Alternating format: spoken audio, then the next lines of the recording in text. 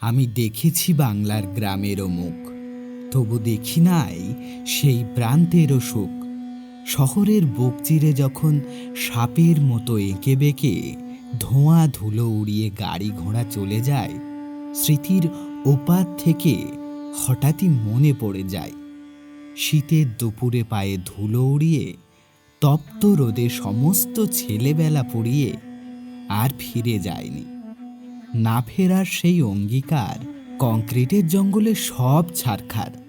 আমাদের আর ফেরা হয়নি।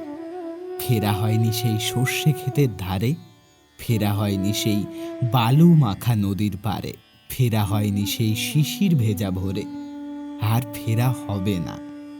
উজান ভরা আমার সেই কুড়ে ঘর।